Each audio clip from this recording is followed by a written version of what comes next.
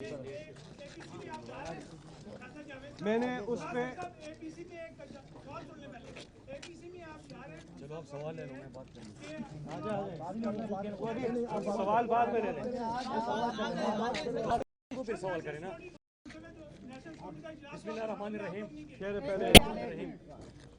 اللہ الرحمن الرحیم. سب سے پہلے آپ کا بہت شکریہ.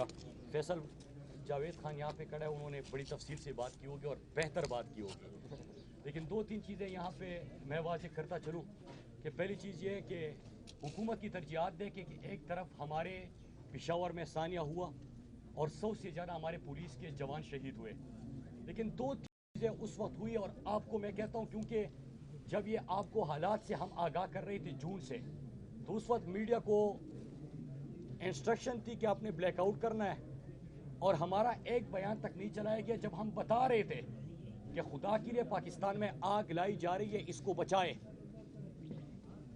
جب آگ لگ جاتی ہے تو پھر تیل چھڑکنے کے لیے بہت سارے لوگ آتے ہیں, جب لاشیں گر جاتی ہے تو اس کو گرنے کے لیے بہت سارے کیمرے پہنچ جاتے ہیں, لیکن لاشیں کیوں گرے, کیوں ہم اپنے جوانوں کی لاشیں اٹھائے.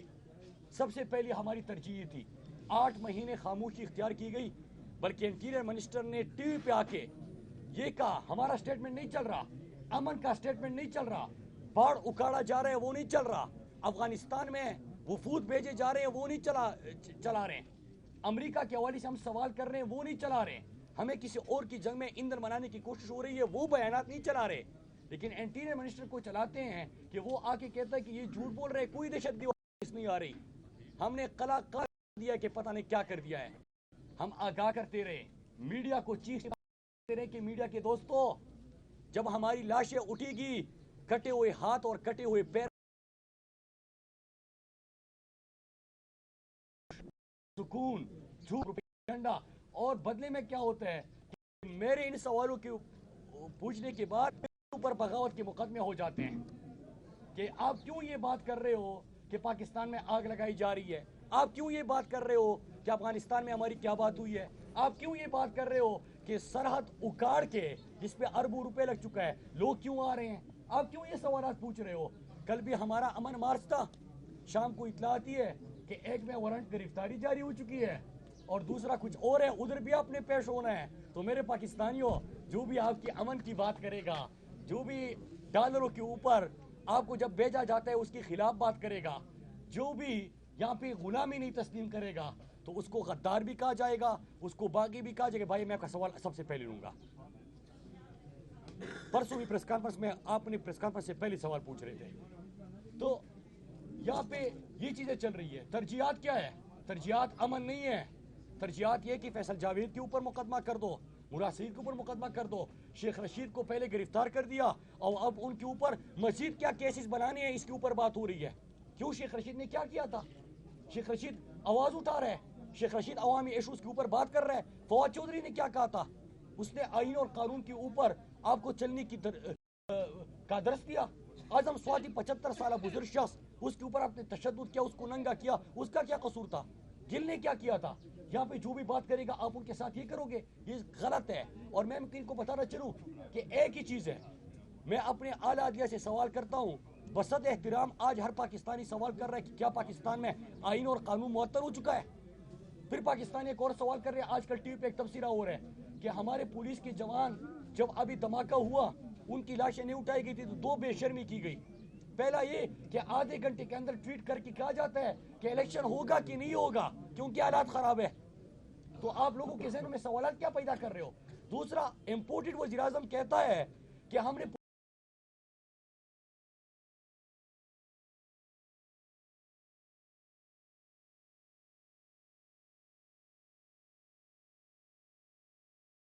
ان کے لیے بات نہیں کر سکتے, کم از کم یہ بے شرمی تو مت کرو.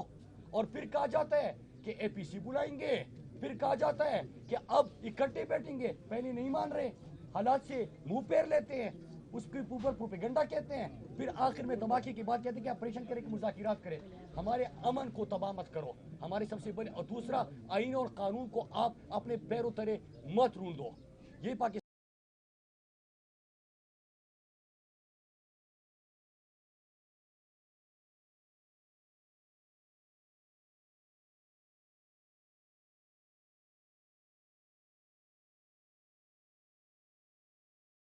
ناٹ کہا کیوں عمران خان اپنی قوم کے لیے کھڑے ہوئے؟ دیار عشق میں اپنا مقام پیدا کر، نیا زمانہ نئے صبح شام پیدا کر، میرا طریق امیری نہیں فقیری ہے، خود ہی نہ بیچ، یہ ڈالروں کے عوض خود ہی نہ بیچ، غریبی میں نام پیدا کر۔ عمران خان نے سیلف اسٹیم اس قوم کی بحال کی تھی۔ کیوں؟ جنرل مشرف کا دور، پاکستان میں 10 ڈرون اٹیکس ہوتے ہیں، اس کے بعد 10 سال کے لیے یہ چارٹر آف کرپشن والے آتے ہیں، پیپلز پارٹی اور نون لیگ، 400 ڈرون اٹیک ہوتے ہیں۔ پھر عمران خان کی حکومت آتی ہے، ایک ڈرون اٹیک نہیں ہوتا۔ کیوں؟ کہ وہ لیڈر جو آنکھوں میں آنکھیں ڈال کے بات کر سکتا ہے، اپنے ملک کے لیے کھڑا ہو سکتا ہے۔ ایک جواب دے دیں، ٹیکس کمیٹی کا اجلاس ہوا پشاور میں، آپ لوگ نہیں گئے، ایک کسی نے اپنی جانب مراد صاحب صاحب آپ کا سوال بنتا ہے سیکورٹی اداروں سے، آپ ان کا نام کیوں نہیں لیتے؟ دیکھیے آپ کا کیا خیال ہے؟ میں نے نام بھی لیے، میں نے سوال بھی پوچھے، آپ چسکے لیتے ہو، پھر ہمت نہیں ہوتی کہ اس کو چلائے۔ دوسرا یہ بھی سنیے گا کہ ایف ایکس کمیٹی کی میٹنگ ہو رہی تھی، جب یہ سیکیورٹی کی میٹنگ ہو رہی تھی، آپ کو یاد ہوگا سوال ہم اٹھا رہے تھے، منتخب حکومت ہماری تھی، منتخب نمائندے ہمارے تھے، ہمارے مستقبل کے فیصلے ہو رہے ہیں، ہمارے لوگوں کو ایندھن بنایا جا رہا ہے، اس کے اوپر جھوٹ اور پروپیگنڈے کا نام اس کو دیا جا رہا ہے، لیکن سی ایم کے پی کے محمود خان کو نہیں بلایا جاتا۔ کیوں نہیں بلایا جاتا؟ ہم تو سوال یہ پوچھ رہے ہیں کہ یہ کیسے ہوا کہ عمران خان کی حکومت میں آپ کے حالات ٹھیک تھے، امن تھا، پھر چند دنوں میں کیا ہو گیا؟ ریجیم چین آپریشن میں امریکہ نے آپ کو مسلط کیا، آپ بدلے میں امریکہ کو کیا دے رہے ہو؟ کیا امریکہ کو اڈے دینے کی بات ہو چکی ہے؟ کیا امریکہ کو ایئر سپیس دینے کی بات ہو چکی ہے؟ کیا پھر سے ہمارے لوگوں کو ایندھن بنائے جانے کی بات ہو چکی ہے؟ یہی تو سوالات ہے۔ مسئلہ یہ ہے کہ جب 8 مہینے سے 2 چیزیں یاد رکھیے گا، میں آج ہر پاکستانی کے پاس، کل ہمارا آپ نے کہا نا کہ ایف ایکس کمیٹی کی میٹنگ تھی، وہ بند کمروں میں ہمارے مستقبل کے فیصلے کر رہے تھے، میں اپنے قوم کے ساتھ سڑکوں پہ تھا، خیبر پختونخوا کے لوگوں کے ساتھ تھا کہ ہمیں امن چاہیے، ہمیں ڈالروں کی عوض مت بیچو۔ آپ مجھے بتاؤ کہ بند کمروں کے فیصلے ٹھیک ہوتے ہیں کہ قوم کے فیصلے ٹھیک ہوتے ہیں؟ ہمارے لوگوں کے فیصلے ٹھیک ہوتے ہیں؟ مستقبل ان کا، گھر ان کا، زندگیاں ان کی، امن ان کا۔ تم کون ہوتے ہو ان کے فیصلے کرنے والے 8 مہینے پہلے افغانستان مفت بیچ کے؟ تم کون ہوتے ہو ڈالروں کی عوض ہمارے لوگوں کو بیچنے والے؟ تم کون ہوتے ہو ہمارے لوگوں کا سودا کرنے والے؟ کیا یہ سوالات غلط ہیں؟ اور میں میڈیا کو بھی کہتا ہوں، میں بار بار کہتا ہوں، میں نے آپ کو پہلے بھی کہا تھا کہ جب تاریخ لکھی جائے گی، جب ہمارے مجرموں کی فہرست ہوگی، اس میں آپ لوگ نہیں لیکن جو بڑے بڑے میڈیا ہاؤسز ہیں جو اوپر بیٹھے ہیں، کہ ہم کہہ رہے تھے کہ لاشیں بچاؤ، اس وقت خاموش تھے، جب لاشیں گر جاتی ہے وہ گننے کے لیے کیمرے آ جاتے ہیں، کٹے ہوئے ہاتھ اور پیر دکھاتے ہیں، اسٹریچر اور ایمبولینس میں کتنے لوگ شہید ہوئے ہیں ان کی شکلیں دکھاتے ہیں۔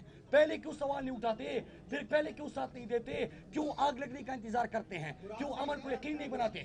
مراد صحیح صاحب آپ ایک تو تھوڑی اپنی لینگویج ٹھیک کریں، جرنلسٹ کا کام ہوتا ہے سوال کرنا، جواب دینا نہ دینا آپ کا حصہ ہے، چسکوں والی بات آپ نہ کریں۔ آپ لوگ ہمیشہ سے نعرہ لگاتے ہیں کہ یہ جو نامعلوم ہے ہمیں معلوم ہے، ہمت پیدا کریں، نامعلوم کے نام کیوں نہیں لیتے میڈیا کے سمیت؟ وہ پہ آپ کو گرفتاری کا؟ دیکھیے میرا یہ نعرہ نہیں ہے اور یہ میرے منہ میں آپ نہ ڈالے۔ میں وہ ہوں جو پاکستان میں اتفاق اور اتحاد کی بات کرتا ہوں، میں وہ ہوں جو قومیت کے نام پہ سیاست نہیں کرتا، پاکستان کے اوپر بات کرتا ہوں، میں وہ ہوں جو تقسیم کو ختم کر کے اتحاد کی بات کرتا ہوں۔ یہ نعرہ میرا نہیں ہے، میرا